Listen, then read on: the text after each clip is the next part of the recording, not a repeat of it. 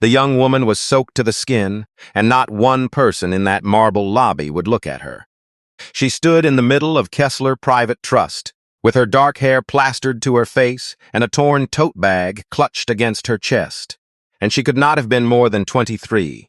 And she was trying to explain herself to a man in a slate-gray suit, who had already decided she did not matter. His name tag read Trent Kessler, branch manager, 34 years old, handsome in a hard way. "We can't have you dripping all over my floor," he was telling her. "This is a private institution. Members only. I'm not asking for money," she said. "My car got hit 2 blocks over and they towed it with my purse still inside. My phone's dead. I just need a telephone for 2 minutes to call my father, please." Trent Kessler smiled the way ice smiles. "Sure you do," he said. "And I'm sure your father's a very important man." He nodded at the security guard by the door. "Larry, show her out before she asks somebody for bus fare." There were maybe 15 people in that lobby on that gray, rainy afternoon. 2 tellers, a loan officer at his desk, a handful of members in good wool coats waiting on the leather chairs. And every single one of them found something else to look at: a phone, a watch, the pattern in the marble. That is the thing nobody tells you about cruelty in public. It is rarely loud. It is quiet, and it happens in a room full of otherwise decent people who have all decided, in the space of one breath, that saying nothing is safer than saying something. One man in that room decided the other way. He was old, 68, tall once and stooped now the way men get who have spent 40 years bent over engines. He wore a canvas work coat, gone soft and pale at the collar, and a white shirt pressed so carefully you could have set a table by the crease, and the rain still dripped from the brim of his hat, because he had come in out of the cold only a minute before, and nobody had given him a second glance either. His name was Ezekiel Latham. He crossed that lobby slowly, and he stepped into the narrow space between the frightened girl and the guard, and he did not raise his voice, and he did not point a finger. He just stood there, an old black man in a wet coat, and looked at Trent Kessler with a steadiness that made the younger man blink. "Son," he said, "this child is cold and she is scared, and all she asked for was a telephone. You've got about 40 of them behind that counter."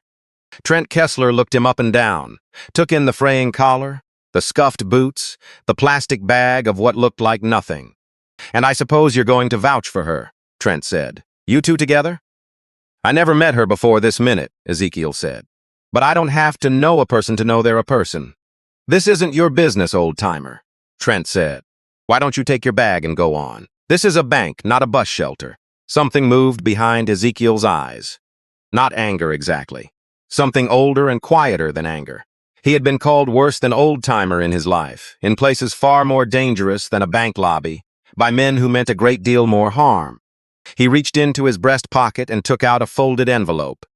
Inside it was $216.40. Every cent he had in the world, saved $9 at a time to pay off the headstone for his wife Odessa that very afternoon. He pressed 40 of those dollars into the young woman's cold hand. "There's a diner on the corner of Park Avenue," he told her. "Gentle as you'd speak to your own granddaughter. Warm, dry. They got a phone by the register and the best coffee on this street. You go on and call your daddy from there, and you tell the girl at the counter that Zeke sent you, and she'll look after you till he comes." The young woman stared at the bills in her hand like she didn't understand them. "Sir, I can't take your money." "Baby girl," Ezekiel said, and he smiled for the first time. "You're not taking it. I'm giving it. Those are 2 different things, and the difference is the whole point." He walked her to the door himself. He took off his own canvas coat and settled it over her shaking shoulders, and for 1 second, as he reached up to fold the collar against the rain, she saw his forearms below his rolled sleeves. Both of them, from wrist to elbow, were laced with the smooth, shining ridges of old burn scars. She did not ask. Something in his face told her not to. As he opened the door for her, he hummed a few low notes under his breath, an old church tune, and he said, "His eye is on the sparrow, baby girl. You are not done, not by a long way." Then he stepped back out into the rain, coatless, and let the door close. He gave away $40 of his wife's headstone money to a girl he had never met, and then he walked out to the bus stop in the cold with his arms wrapped around himself and his pressed shirt going gray with rain. And a man who has just done a thing like that does not have the heart to go home and count what is left. If you had passed him on that sidewalk, you would have seen exactly what Trent Kessler saw. An old black man, nobody in particular, getting wet. You would have been looking at a man who had already given away more in one lifetime than most of us give in 10. And you would not have known a thing about it. But somebody was about to find out. 3 days after that rainy afternoon, in a glass tower on the far side of Memphis, the most powerful man in the city would sit down in front of a security monitor and look at a still frame of this same old man, hand raised in this same lobby, and he would go so quiet that a room full of executives would think something had gone wrong with his heart. He would stare at those scarred forearms. He would stare at that face. And what he understood in that silence would begin the undoing of powerful men, and the rescue of everything Ezekiel Latham was about to lose. Because the old man in the wet coat and the billionaire in the tower had crossed paths once before, a long time ago, on the worst night of one of their lives. Hold on to that. We are going to come back to it. And when we do, nothing about this lobby is going to look the same to you. If you had asked Ezekiel Latham where he learned to stand between people and harm, he would have told you it started on a red dirt road in Tallahatchie County, Mississippi, in the summer of 1963. He was 6 years old the first time his mother, Cora, made him understand what it cost to be kind in a place that wasn't. They were walking home from the tobacco field, both of them, her hand around his, and a truck of men had slowed alongside them and said things a child should never have to hear. Cora Latham did not run and she did not weep. She squeezed her son's hand and she kept walking and she said, low, so only he could hear, hold your head, Zeke. Don't give them your fear and don't give them your hate. Both of those things belong to you, and they don't get to have them. That night, and every night, she knelt at the side of her bed on a floor worn smooth by her own knees, and she prayed out loud for the men in that truck by name. 6-year-old Ezekiel lay in the next room listening to his mother ask God to soften the hearts of men who wanted her dead, and he did not understand it then. He spent the rest of his life understanding it. His father Silas taught him the other half. Silas Latham could fix anything with an engine in it, and he did it for white farmers and black farmers alike, all across 3 counties, often for nothing when nothing was what a family had. Silas kept a wooden toolbox with his own name burned into the lid, and he taught his boy that a man's hands were a kind of prayer. You give what you've got, son, Silas told him. You give it quiet. The book says don't let your left hand know what your right hand is doing. That means you don't do good so people will see it. You do good, and then you walk on, and you let the Lord keep the books, because he's a better accountant than you'll ever be. Ezekiel walked on for 60 years. He carried his father's toolbox to a diesel shop in Memphis in 1979, and he worked there until his knees gave out. For 4 decades, he was the man the other mechanics came to get when a rig came in that nobody else could read. The one who could lay his hand flat on a valve cover and tell you what was wrong under it by the sound and the shiver of it, the way another man reads a face. He never made much money at it. He turned down a foreman's job twice because the foreman had to write up the young men when they were late. And Ezekiel knew what it was to be young and black and tired and 1 bus behind, and he would not be the hand that came down on a man for that. His father had taught him a wrench was a kind of prayer. He believed it right up to the day his knees finally gave out, and they gave him a plaque and a cake and let him go. He married Odessa Freeman in 1984 in the basement of Mount Moriah Baptist Church, and he became a deacon there. And every Sunday of his life, he sat in the 3rd pew on the left and sang the old songs in a low, true voice. They never had the children they prayed for. Odessa cried about that for years, and then one Sunday she stopped, and she told Ezekiel that the Lord had shown her their house was going to be a well and not a cup, and that a well is for everybody who's thirsty. After that, they spent what they had on other people's children. A boy down the block named Terrence, who needed shoes for the track team, shoes that showed up on his porch one morning, in his exact size with no note. A girl with a good mind and no money for the college entrance exam, whose registration fee got paid by somebody at the church, who never came forward. A young couple 1 month behind on rent, who found the balance settled at the office, and were told only that a member of the congregation had asked to remain anonymous. Ezekiel gave, and he gave quiet, and he never once said a word about it, not even to Odessa, who only ever knew half of what her husband did in the dark with the little he had. The last 2 years, it was Odessa who needed the giving, and he gave that quiet, too. The cancer took her slowly, and he learned to change a dressing and read a chart and coax a woman who had never once complained in 40 years to eat half a cup of broth. He sold his father's truck to cover what the insurance wouldn't. He did not tell her that either. He just told her the truck had gotten too much for his knees, and she looked at him with those eyes that had seen through him since 1983. And she let him have the lie, because love sometimes means letting a person protect you from the thing they've already given up. She died on a morning in August with the window open so she could smell the roses, and the last thing she said to him was, "You've been a good well, Zeke. Don't you dry up on me now?" There was one thing she never knew at all. One night, 30 years back, that he carried alone to the end. Here is a question worth sitting with. What do you call a man who does good his whole life and tells no one? The world has a word for a man like that when he's young. It calls him foolish. It calls him a soft touch, a man who'll never get ahead. And then that man gets old, and his shirt goes thin at the collar, and the world stops having any word for him at all.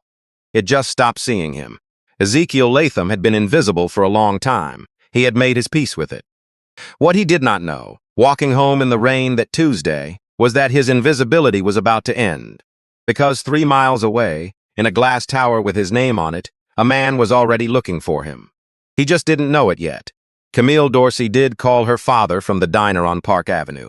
She sat in a warm booth with a stranger's $40 in front of her, and a cup of coffee she hadn't paid for. And when Marcus Dorsey heard his daughter's voice, shaking, telling him she was safe now because of an old man in a bank, something in the Billionaire went very still. Marcus Dorsey had built an empire out of exactly this city. He had grown up in the Orange Mound neighborhood 2 miles from where his daughter now sat, the son of a school janitor. And he had spent 30 years buying back and rebuilding the very blocks that redlining and disinvestment had hollowed out a generation before. Dorsey Vantage Group owned apartment towers and a community bank, and half the new development along the old rail corridor. He was worth more than $1 billion, and he had spent a great deal of it trying to make sure that no one in his city got treated the way his mother had once been treated. And now his own daughter had been thrown out into the rain, and the only person in a room full of people who had lifted a finger to help her was a man who, by Camille's account, could barely afford the coat he gave away. "Bring me everything," Marcus told his head of security that evening. "I want to know who that man is. He didn't ask for my daughter's name. He didn't know she was mine. He helped her because she needed help. I want to find him, and I want to thank him properly." Finding him took less than a day.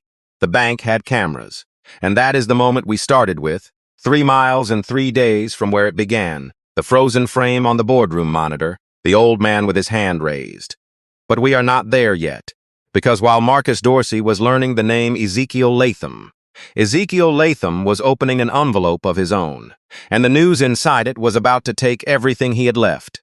It came in a stiff cream envelope with a law firm's name embossed in the corner. Ezekiel put on his reading glasses at the kitchen table, under the light Odessa used to sit beneath to do her church bulletin work, and he read it twice, and then he sat very still for a long while. It was a notice of foreclosure. According to the letter, the house at 1409 Grantham Street, the house his own father-in-law had helped him buy in 1985. The house he and Odessa had paid off dollar by dollar over 22 years. The house where she had died in a hospital bed by the front window so she could see her roses. That house was no longer his. According to the documents attached, Ezekiel Latham had signed a quitclaim deed a little over 2 years earlier, transferring ownership to an entity called Delta Ridge Holdings, LLC, and had then taken out a loan against it for $22,118.40, a loan that had quietly gone to default and then to foreclosure over the long months since. He had 30 days to vacate. He had never seen the deed. He had never seen the loan. His signature, the letter said, had been notarized on the 14th of September, the year before she passed. Ezekiel took off his glasses and pressed his fingers to his eyes. And he laughed once, short and without any humor in it, because the 14th of September, the year before she passed, was a date he would remember until the day he died. That was the day Odessa's white blood count crashed.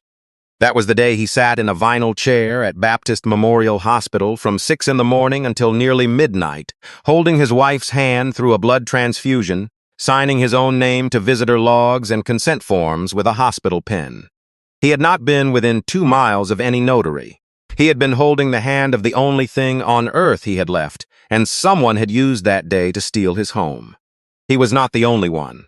3 doors down lived Miss Ruthie, 83 years old, who had gotten a letter just like it in the spring and had already quietly moved in with her niece in Jackson, ashamed, certain she must have signed something and forgotten. The house where Miss Ruthie had raised 5 children now had a developer's sign in the yard.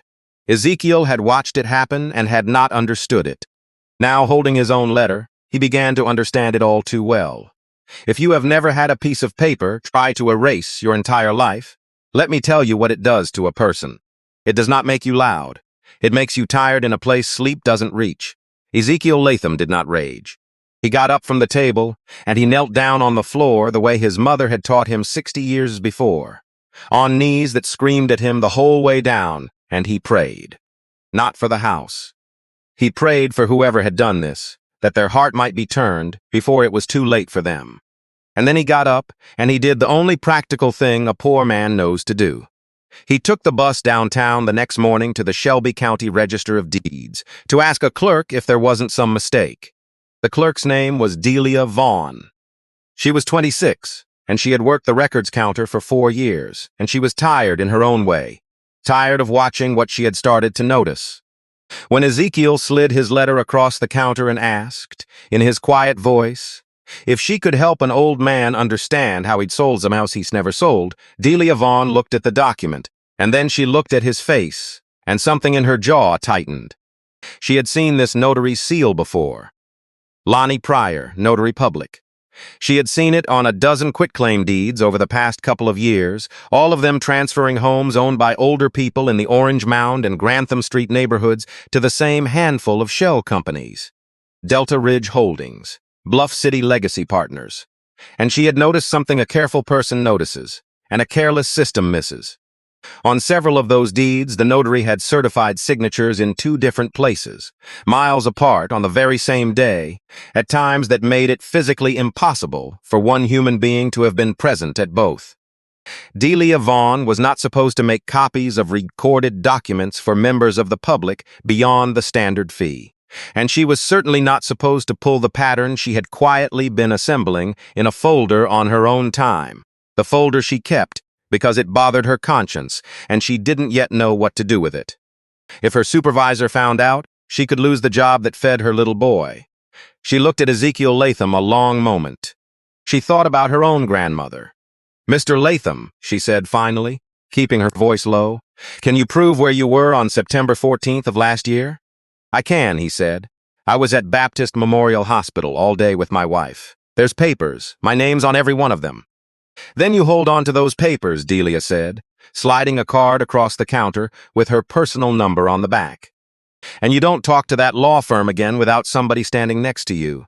She hesitated, then added, quieter still, "You're not the first. You might be the one who can prove it. If you were her, knowing one wrong word could cost you the job that keeps a roof over your child, what would you have done?" Delia Vaughn went home that night to a 2-bedroom apartment off Airways Boulevard and made macaroni for her 4-year-old son, Deshaun, and sat on the edge of his bed after he fell asleep. And she did not sleep herself. She thought about the folder in her closet, the one she had been building for a year and a half, and had never shown a soul, because showing it meant her name on it. And her name on it meant the day she stopped being able to feed the little boy, breathing softly beside her. She thought about her own grandmother down in Clarksdale, who had lived in the same house 60 years and could not have told you the difference between a quitclaim deed and a grocery receipt, and who trusted any man who came to her door in a nice shirt. She thought about the old man at the counter with his pressed collar and his folder of hospital papers, saying baby girl to a records clerk he'd never met, the way her own grandfather used to. And she thought about the one thing she could not stop thinking about, which was that she had seen the pattern, she had seen it clear as day, and if she said nothing, then she was one more person in the marble lobby finding something else to look at. In the morning, she made her choice. She copied nothing that would look like theft, but she wrote down, on her own time and in her own hand, every recording number, every date, every impossible timestamp she had already noticed, and she put Ezekiel Latham's phone number at the top of the page. And she waited for the moment she'd know what to do with it. She did not have to wait long, because the old man she'd handed her card to was about to walk into a room with a man who could do something about all of it. The morning Marcus Dorsey's people found Ezekiel Latham. They found him at a bus stop on Grantham Street in a borrowed coat, with a folder of hospital records under his arm, on his way to try to save a house that a piece of paper said was no longer his. A black car pulled to the curb. A man got out and said respectfully that Mr. Dorsey would very much like to speak with him, and that it concerned the young lady from the bank. Ezekiel, who had learned long ago to be wary of strange cars and important men, almost said no. Then he thought of the girl in the rain, and he thought that maybe she'd gotten home safe, and that was the only reason he got in. He rode to the top of the Dorsey Vantage Tower, and he was shown into an office with a view of the whole city. And Marcus Dorsey came around the desk and did something that stopped Ezekiel where he stood. The billionaire looked at his forearms first, at the scars, and then he looked at his face, and the color went out of him, and he had to reach back and steady himself against the edge of the desk. "Say something to me," Marcus said, his voice not working right. "Say the thing you said to my daughter, at the door. She told me you said something to her." Ezekiel didn't understand, but he was a gentleman, and the man in front of him was clearly shaken, so he said it again, the way he'd said it 1,000 times. "His eye is on the sparrow. I told her she wasn't done, that the Lord wasn't finished with her." Marcus Dorsey sat down slowly in a chair that wasn't his desk chair, like his legs had simply chosen for him. Then he reached into his wallet, past the credit cards, to a soft and yellowed square of newsprint that had ridden in that wallet for 30 years, folded and refolded so many times the creases had gone to felt. He held it out with a hand that was not steady. It was a clipping from the commercial appeal, dated the summer of 1995. The headline read, "Unidentified man pulls driver from burning wreck on I-240, disappears before help arrives." I was 28 years old, Marcus said. I had just gotten my first real job. I was driving home in a storm and I hydroplaned, and my car went down the embankment and rolled, and the engine caught, and I was hanging upside down in my seatbelt watching fire come up the dashboard, and I could not get the buckle open. And a man stopped his truck on the shoulder in the middle of a thunderstorm. And he came down that embankment, and he broke my window with his bare hands, and he reached into the fire and he held the metal of that buckle until it opened, and he pulled me out. And his arms were burning while he did it. He carried me up to the road and he laid me down, and I was crying and shaking, and he put his own coat over me, and he said, "His eye is on the sparrow, son. The Lord's not done with you yet." Marcus's voice broke on the last word, and then he was gone. I never got his name. He wouldn't give it. He just said, "You don't owe me, you owe the next one." He said, "Pass it on and don't look back." And he drove away before the trooper got there. And I have spent 30 years looking for the man who gave me back my life. And I could never find him. Because he never wanted to be found. He built my whole life. Every dollar I ever made, my daughter, all of it exists because a stranger let his own hands burn for a man he'd never met, and then refused to be thanked. Marcus Dorsey lifted his eyes to the old man standing in his office in a borrowed coat. "It was you," he said. "You pulled my daughter out of the cold 3 days ago, and you didn't know her name, the same way you pulled me out of that fire, and didn't want mine. It was you the whole time."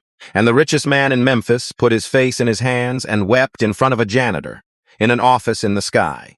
Ezekiel Latham, who had carried that night alone for 30 years and told no one, not even Odessa, sat down across from him. His own eyes were wet. "My daddy told me," he said softly, "that you give it quiet and you let the Lord keep the books. I never expected to see the ledger open this side of heaven. Now, here is where a lesser story would end. The billionaire writes a check. The old man's troubles vanish. Everybody cries, 'Roll the credits.' But that is not how debts like this get paid, and it is not how justice actually works in the world we live in. Marcus Dorsey did not make Ezekiel's foreclosure disappear with a phone call, because a phone call would have saved one house and left the crime standing. Instead, he asked the question that mattered. Who did this to you and how many others? And Ezekiel Latham reached into his folder, and he laid on that enormous desk one hospital wristband, a stack of transfusion records dated the 14th of September, and a business card from the Register of Deeds, with a young woman's phone number written on the back. What followed was not a miracle. It was worse than a miracle, for the people on the other end of it. It was an audit. Marcus Dorsey's company had a forensic accounting division and a legal team that did nothing but chase clean title on distressed property, and he put both of them on it, along with a private attorney, and within a week, the Shelby County District Attorney's Office and the Elder Fraud Unit of the Tennessee Attorney General. Delia Vaughn, given the chance to hand her folder to someone who could actually use it, handed it over, every page, and told the investigators exactly what she had seen and where to look. She had been right to be afraid, and she had done it anyway. That is the only kind of courage that counts. The pattern came apart the way these things always do, not with a bang, but with a paper trail that could not lie. Over 6 years, 26 homes in the historically black neighborhoods of Memphis had been transferred, through forged quitclaim deeds, to a rotating set of shell companies. Every single deed had been notarized by Lonnie Pryor. When investigators pulled Pryor's notary journal and laid it against the timestamps in the county recording system, they found what Delia Vaughn had found, the same seal certifying signatures in impossible places on impossible days. On the 14th of September, Lonnie Pryor's stamp had certified Ezekiel Latham's signature in an office on Union Avenue at 10:15 in the morning, and had certified another elderly homeowner's signature at a strip mall in a different part of the county at 10:40 that same morning. A drive of 22 minutes with no traffic. It could not be done. None of it could be done. And Ezekiel had the hospital's own records proving he had been in a transfusion chair the entire day. Follow the money, and it got worse. The shell companies, Delta Ridge Holdings and Bluff City Legacy Partners, traced back through 2 more layers to a single beneficial owner. Garrett Kessler, a real estate developer and attorney, who sat on 3 civic boards and gave generously to the symphony, and whose nephew, as it happened, managed the branch of Kessler Private Trust where the loans against all 26 stolen homes had been originated. The branch on Grantham Street, the one with the marble lobby. The one where 3 days earlier, a young man in a slate-gray suit had thrown a soaked and frightened girl out into the rain while an old man in a work coat gave her the last of his money. Trent Kessler. Garrett Kessler had a reason for what he did, the way these men always do. When it finally came apart and reporters were standing on his lawn, he actually said it out loud into a microphone with his chin up. He said he had been revitalizing a blighted district. He said he had been putting properties into the hands of people who would maintain them and pay taxes on them and raise the value of the whole area. He said, and this is the part that tells you everything, that some of these old folks were sitting on assets they didn't even understand, and that somebody had to bring those blocks into the future. He believed, right to the end, that stealing the homes of 80-year-olds was a kind of public service. That is what pride does. It does not just make a man cruel. It makes him certain he is good, and pride is exactly what undid him. Garrett Kessler had kept the records. He had kept the notary journal, the wire transfers, the internal emails at the bank instructing loan officers to fast-track applications from Delta Ridge Holdings and to skip the usual identity verification. He kept all of it because it had never once occurred to him that anyone would look. Why would they? He had chosen his victims precisely because the world had already decided to stop seeing them. Old, poor, black, alone. Who would come asking questions for people like that? A janitor would. A records clerk would. A man who grew up in Orange Mound and never forgot it would. The investigators did what investigators do, which is slow, unglamorous, and impossible to argue with once it's done. They subpoenaed the loan files. They pulled the bank's internal messaging. They put the notary journal in front of a forensic document examiner, who confirmed, page by page, that the signature attributed to Ezekiel Latham on the September 14th deed did not match a single one of the 41 Jinshuan signatures he had left. Across a lifetime of church records, marriage licenses, consent forms that were themselves time-stamped and witnessed at Baptist Memorial Hospital. On the very day the deed claimed he'd been signing away his home across town, they mapped the wire transfers. $11,000 had moved from an account controlled by Delta Ridge Holdings to a personal account belonging to Lonnie Pryor over the 18 months of the scheme, in amounts small enough to look like consulting fees and regular enough to look like a salary. They found the email, sent from Trent Kessler's work address, instructing a junior loan officer to expedite anything that came in under the Delta Ridge or Bluff City names and to route identity questions directly to him. 26 homes, 5 years, one seal that could be 2 places at once. The Shelby County District Attorney brought charges of forgery, obtaining property by false pretenses, conspiracy, and financial exploitation of older adults, which is a felony in Tennessee and carries serious time.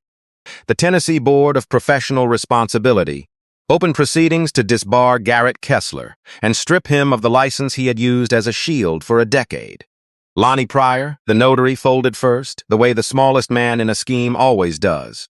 His commission was revoked, and rather than face the full weight of it alone, he agreed to testify, and he sat in a deposition and named the men above him and explained, in a thin voice, exactly how the seal had been used, and his testimony sank the whole thing to the bottom.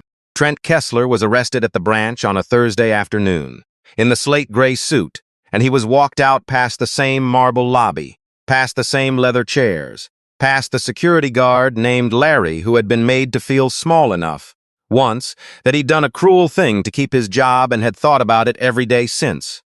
Trent was charged as a knowing participant in the loan origination fraud. The bank's regulators moved in and froze the accounts. Garrett Kessler surrendered to the sheriff's office 8 days later with 2 attorneys and a statement. And the statement helped no one but the prosecution. And a civil action, filed on behalf of all 26 families at once, moved to void every fraudulent deed through a proceeding called a quiet title action, which does exactly what its name says. It makes the paper tell the truth again. It gives people back their names on their own front doors. Cause and effect are not loud. They do not need to be. They only need one wristband, one honest clerk, and one date a grieving husband could never forget. The house at 1409 Grantham Street was Ezekiel Latham's again by Christmas, free and clear, the fraudulent lien voided, the deed corrected in the county's own hand. He hung the corrected deed on the wall in the front room, in a dollar store frame next to his wedding picture, where Odessa's chair used to sit. It was not a thing a rich man would have framed. It was the most valuable piece of paper he owned. Miss Ruthie came home from Jackson in the spring. Ezekiel and half of Mount Moriah Baptist were on her porch when the car pulled up, and when the old woman who had left her home in shame, certain she'd done something foolish, understood that she had been robbed, and not careless, that it had never been her fault, that her name was back on her own front door.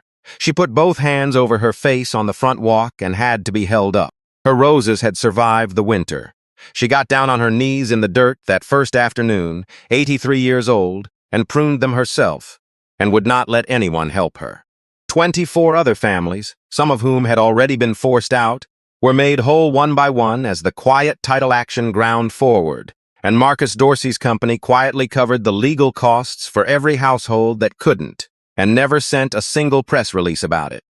A local reporter figured out part of the story anyway and called the tower for a comment, and Marcus Dorsey declined to give one. The reporter asked why a billionaire wouldn't take credit for saving 26 homes.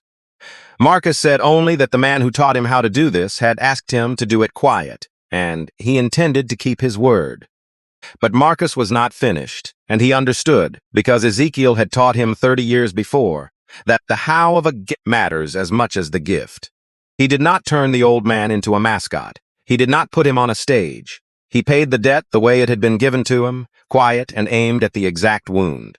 He sent a truck to the monument company on a Saturday and had them install, at last, the headstone Ezekiel had spent 14 months paying for $9 at a time. Gray granite, Odessa's name, the dates, and beneath them a single line Ezekiel chose himself. His eye is on the sparrow. And then, without ceremony, Marcus Dorsey established the Odessa Latham Fund, a non-profit housed inside his community bank with a single mission: to protect elderly homeowners from deed theft and predatory lending, to provide free title monitoring and legal defense to older residents across the state, and to help families hold on to the homes their grandparents had bled to buy.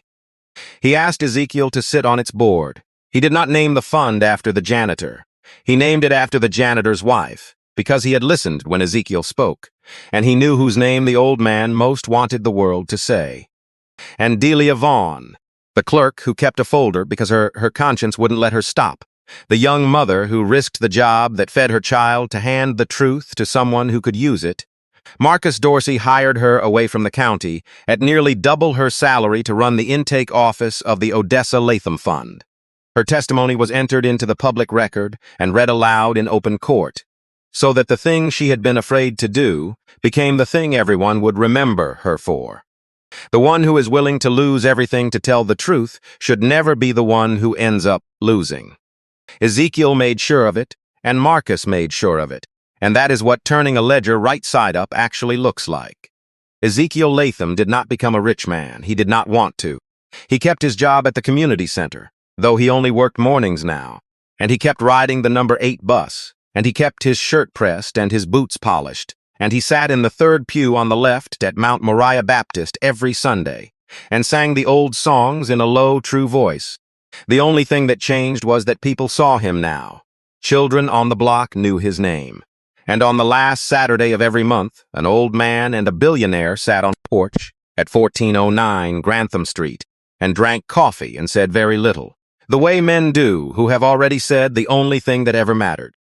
One evening near the end of that first spring, Marcus finally asked him the question he had carried for 30 years.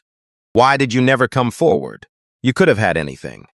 I looked for you for 3 decades. Why did you let your own hands burn and then just drive away? Ezekiel was quiet a while, watching the light go gold on Odessa's roses. Because my daddy told me you give it quiet, he said. And because on that road, in that fire, I wasn't thinking about being thanked. I was thinking there's a young man in that car, and if I don't move right now, he's going to die, and everything after that is just the Lord keeping his own books in his own time. He turned and looked at Marcus, and he smiled. I only ever did one small thing for you, son. You've been paying it back your whole life without knowing my name. Every block you rebuilt, every family you kept in their home, that was the payment. I just never got to see the receipt until now. So let me leave you with what an old man's scarred hands taught a billionaire, and what I hope they've taught you too. We spend our lives being told that the people who matter are the ones the room turns to look at. The suit, the title, the name on the tower, and we walk past the other ones, the pressed shirt going thin at the collar, the quiet man at the bus stop, the woman at the records counter, as if their lives are smaller than ours. But dignity was never something you could see from the outside. It never lived in a bank lobby or a boardroom. It lived in a 6-year-old boy holding his mother's hand on a red dirt road, learning to keep his head up. It lived in a pair of hands willing to burn for a stranger, and then drive away without a name. The world stopped seeing Ezekiel Latham a long time ago, but heaven never lost the address. And what a man gives away in the dark has a way of coming back to find him, right at the hour he needs it most. Kindness is not weakness. It is the only investment that pays across 30 years, and never once loses its value. Give it quiet. Give it anyway. And trust that a better accountant than you are is keeping the books. Now I want to hear from you, because I know some of you have been that person in the lobby. Have you ever watched someone treated as if they didn't matter and stayed silent because speaking up felt awkwardly? And have you ever been the one nobody stopped to see? Tell me in the comments. Your story might be the one that gives somebody else the courage to stand up next time. If this story moved you, take 1 second to like it and subscribe to this channel, because we tell the stories the world walks past. Share it with someone who taught you that quiet kindness is never wasted. And remember, the next time you see an old man getting wet in the rain, you have no idea whose life those hands have already saved. His eye is on the sparrow, and he is watching still.